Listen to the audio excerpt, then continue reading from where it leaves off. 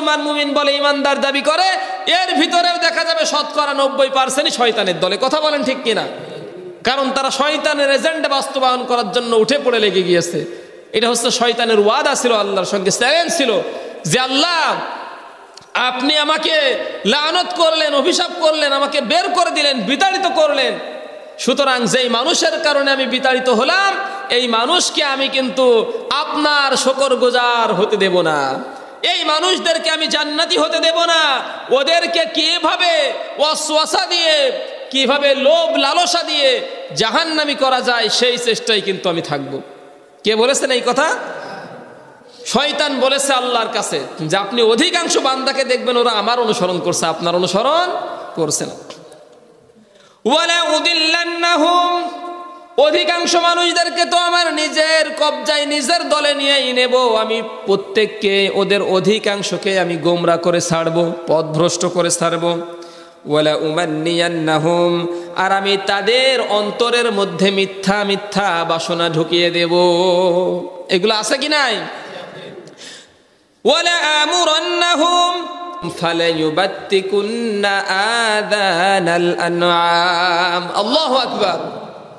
আর আমি অবশ্যই তাদেরকে খারাপ কাজের জন্য নির্দেশ করব এবং আমি ওদেরকে পশুর কান ছিঁড়াবো। এর আবার একটা ব্যাখ্যা আছে। এই আয়াত যখন নাজিল হয় সেই সময় আরবের বুকে মানুষেরা যে সমস্ত পশু, বিশেষ করে উট, 10-এর অধিক বাচ্চা দিত, তারা মনে করতো যে এইটা দেবী, কোনো এই উটের কানটা কেটে দিয়ে একে চিহ্ন করে রাখতো এবং ওই উটের পূজা করত। তাহলে শয়তান করাচ্ছে, এই কাজ কে করাচ্ছে? শয়তান। আমি প্রত্যেককেই মিথ্যা বাসনা দেব, ওদেরকে পথভ্রষ্ট করব, ওদেরকে আমার দলে, নিজের দলে ভিড়াবো। তাহলে এই যে কাজ, শয়তান অনেকটাই সফল হয়েছে কি হয় নাই? অধিকাংশ ক্ষেত্রে শয়তান সফল হয়ে গিয়েছে।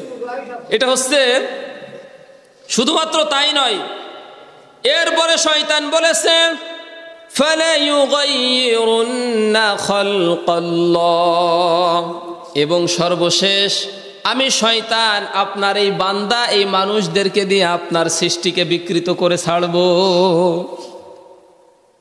সুতরাং এই মানুষের মধ্যে আল্লাহর সৃষ্টিকে বিকৃত করার মতো মানুষ আছে কি নাই? এই কাজ কার কাজ?